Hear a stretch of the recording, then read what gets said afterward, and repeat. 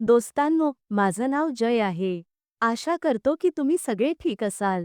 काही दिवसांपूर्वीची गोष्ट आहे. रोजच्या सवयीप्रमाणे मी सकाळी तयार होऊन ऑफिसला जाण्यासाठी निघालो होतो. तेव्हा आमच्या बिल्डिंगच्या दुसऱ्या मजल्यावर काही नवीन सदस्य राहायला आले होते. आणि त्यांचं सामान रस्त्यात ठेवलं असल्यामुळे मला ऑफिसला जाण्यास उशीर होत होता. त्यावेळी खूप गरम होतं, त्यामुळे सामान उचलणाऱ्या मजुरांवर थोडं चिडून बोललो, "लवकर सामान हटवा रे भाऊ, येण्या-जाण्यात त्रास होतोय." तेव्हा तिथे एक सुंदर वहिनी, ज्यांचं नाव कविता होतं, त्यांनी नम्रपणे मला म्हटलं, "सॉरी भाऊ, आमच्यामुळे तुम्हाला त्रास होतोय. मी जितक्या लवकर होईल तितक्या लवकर सामान आत ठेवून घेते." त्यांनी एवढं म्हटलं आणि मी एकदम शांत झालो. फक्त त्यांच्याकडे टक लावून पाहत राहिलो. कविता वहिनी खूप आकर्षक होत्या, त्यामुळे माझ्या नजरा त्यांच्याकडे खिळून राहिल्या. वहिनींचं वय साधारण 35 वर्षांचं होतं आणि त्यांचं व्यक्तिमत्वही खूप आकर्षक होतं. कविता वहिनींचं बोलणं ऐकून थोडी जागा झाली आणि मी त्यांना थँक म्हणत हसून ऑफिसकडे निघून गेलो. जरी मी तिथून निघालो होतो, तरी त्या वहिनी माझ्या मनात घर करून बसल्या होत्या. असो, काही वेळातच मी ऑफिसमध्ये पोहोचलो आणि कामात व्यस्त झालो. कधी संध्याकाळ झाली, हे कळलंच नाही. संध्याकाळी जसा मी घराकडे निघालो, तसंच मला परत कविता वहिनींची आठवण येऊ लागली. त्यांच्या विचारात मग्न राहूनच मी बिल्डिंगच्या गेटपर्यंत पोहोचलो. गेटजवळ पाहिलं तर वहिनी थोड्या त्रस्त दिसत होत्या. मी त्यांना बघतच पुढे जाऊ लागलो, तेवढ्यात त्यांनी मला थांबवलं आणि विचारलं, "भाऊसाहेब, सॉरी, तुम्हाला थोडी मदत हवी आहे." मी पटकन म्हणालो, "हो, वहिनी, सांगा काय मदत हवी आहे तुम्हाला?" त्यांनी सांगितलं, "मी नुकतीच इथे राहायला आले आहे आणि मला सुपरमार्केटला जायचं आहे. तुम्ही मला सांगू शकता का की इथे जवळपास कुठे सुपरमार्केट आहे आणि ती कुठल्या दिशेला आहे?" मी त्यांना आमच्या जवळच्याच सुपरमार्केटचा पत्ता सांगितला आणि रस्ता समजावून दिला. त्यांनी हसून थँक म्हटलं आणि एक हळूवार स्मित देत तिथून निघून गेल्या. त्यांच्या त्या स्मितावर मी फिदा झालो आणि त्यांना जाताना पाहतच राहिलो. काही वेळाने मी माझ्या घरी परतलो. लवकरच फ्रेश होऊन मी पुन्हा बाहेर पडलो, पण बाहेरही मन काही लागेना. त्यामुळे परत पटकन घरी आलो. वहिनींना पाहायच्या निमित्ताने जसा मी दुसऱ्या मजल्यावर गेलो, तसंच पाहिलं की वहिनींचा दरवाजा बंद आहे. त्यामुळे थोडा निराश झालो आणि परत माझ्या घरी जायला लागलो. माझ्या घराच्या दाराजवळ आलो, जसा तसा मी घराच्या दाराजवळ पोहोचलो, तसा अचानक मागून आवाज आला, "एक्सक्यूज मी, भैय्या." मी पटकन आवाजाच्या दिशेने वळून पाहिलं, तर कविता वहिनी छताकडच्या जिन्यांवर कपड्यांची बादली घेऊन उभ्या होत्या आणि काहीतरी बोलत होत्या. त्यांनी मला पाहून म्हणाल्या, "थँक यू सो मच माझी मदत केल्याबद्दल. मी घरासाठी लागणारं सगळं सामान विकत घेतलं आहे. आता मला काही त्रास नाहीये. Thank you again." मीही हसून उत्तर दिलं, "अहो वहिनी, ही तर माझी जबाबदारी आहे.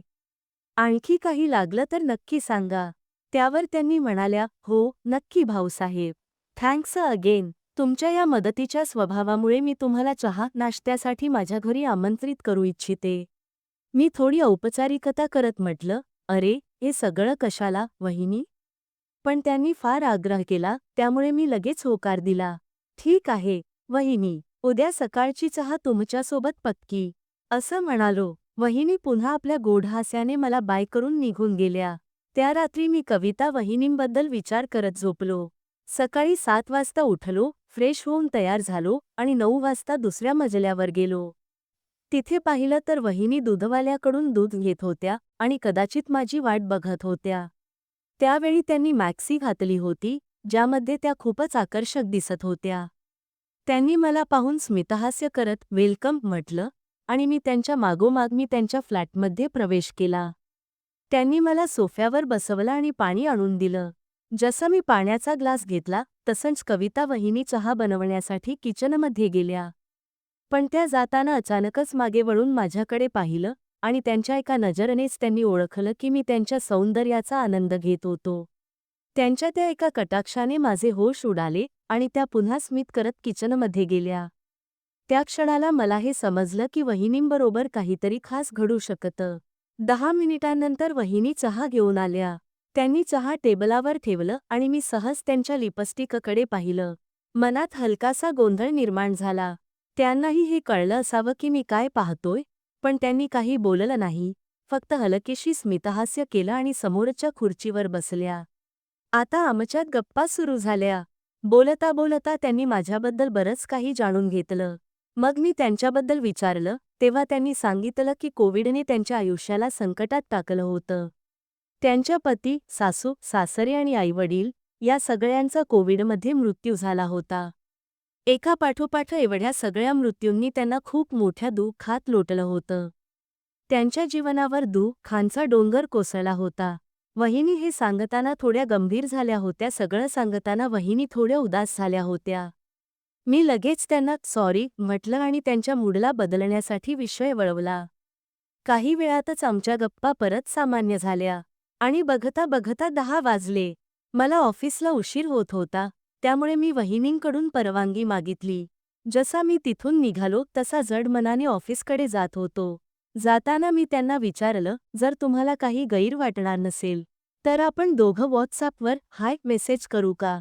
त्यांनी गोड स्मितहास्य करत उत्तर दिलं, काफी फास्ट हो आप. मीही डोळे मिचकावत हसून तिथून ऑफिसला गेलो. ऑफिसमध्ये पोहोचल्यानंतर मी माझ्या कामात व्यस्त झालो. साधारण 2 वाजता वहिनींचा मेसेज आला. हाय डिअर, लंच हो गया?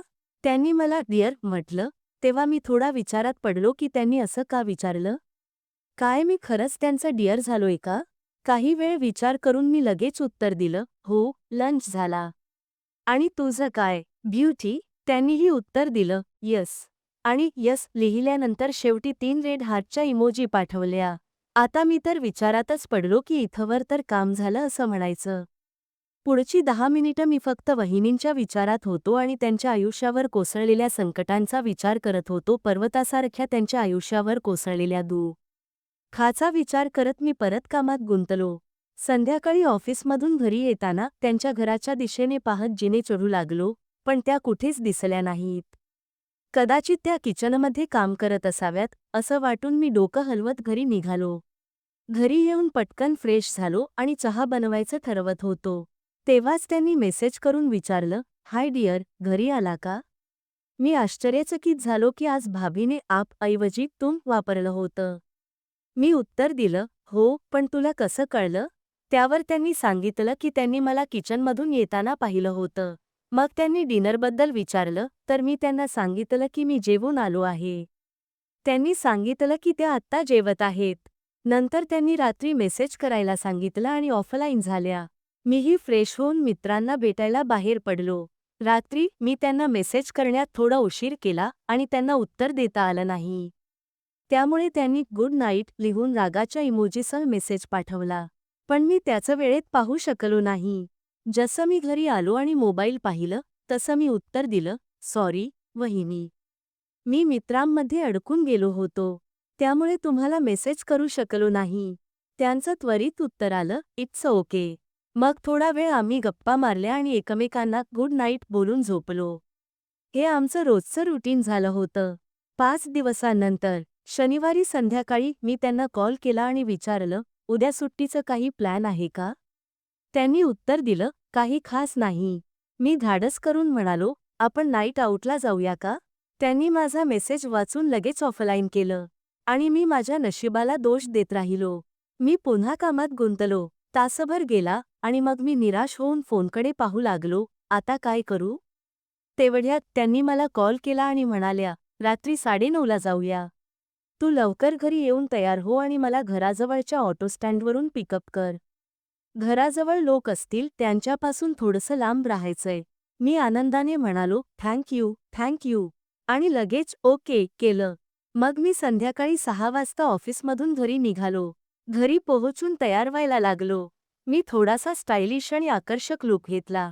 8:30 वाजता ठरलेल्या ऑटो स्टँडवर पोहोचलो आणि वहिनींची वाट बघत स्मोकिंग करायला लागलो. जसं मी एक सिगारेट संपवली आणि दुसरी पेटवली, तसाच मागून वहिनींनी आवाज दिली आणि माझ्या तोंडातून सिगारेट काढून दूर फेकली.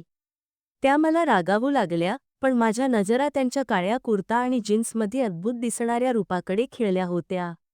त्या या ड्रेसमध्ये अगदी कयामत वाटत होत्या. त्यांना बघताच मी भानावर आलो आणि त्यांना सॉरी म्हणालो. मग त्यांना बाईकवर बसायला सांगितलं. जसं त्या बाईकवर बसल्या तसं त्यांनी दोन्ही हात माझ्या खांद्यावर ठेवले. त्यांच्या सौंदर्याचा मोहक अनुभव मला रोमांचित करत होता.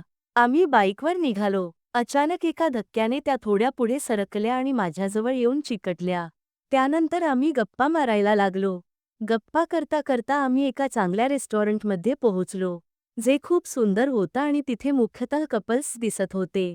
रेस्टॉरंट पाहून वहिनी देखील इम्प्रेस झाल्या आणि त्यांनी माझी तारीफ करत म्हणाल्या, तुमची चॉईस खूपच चांगली आहे. मी हसून उत्तर दिलं, म्हणूनच तर तुम्ही माझ्या सोबत आहात. या गोड गप्पांमध्ये आम्ही अजून जवळ आलो. इम्प्रेस होऊन कविता वहिनी माझी तारीफ करत म्हणाल्या, तुझी चॉईस खूपच छान आहे. मी स्मितहास्य करत उत्तर दिलं, म्हणूनच तर तुम्ही माझ्या सोबत आहात. यावर त्यांनी एक नॉटी स्माईल दिली आणि आम्ही दोघं टेबलवर जाऊन बसलो. जसं जसं आम्ही एकमेकांच्या जवळ येऊ लागलो, तसं माझ्या भावनाही त्यांच्या प्रती बदलू लागल्या. मला जाणवायला लागलं की मी त्यांच्यावर प्रेम करू लागलो आहे. पण माझ्या मनात नेहमीच एक प्रश्न होताच, हे बरोबर आहे का? मी त्यांचा दुःख कमी करत आहे की त्यांना आणखी गुंतवणीत टाकत आहे? आणि मग एक दिवस आमच्या जीवनात एक नवीन वळण आलं.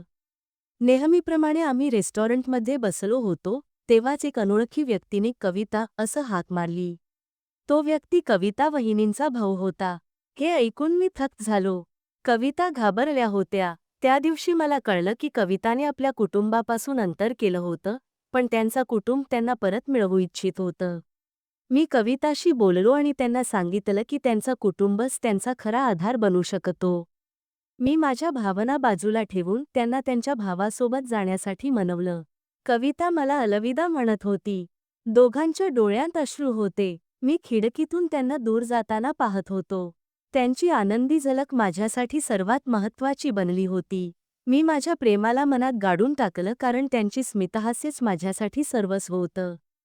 जय कॅमेऱ्याकडे पाहतो, एक खोल श्वास घेतो आणि म्हणतो, ही कहाणी कदाचित अपूर्ण राहिली असेल, पण याचा अर्थ पूर्ण आहे.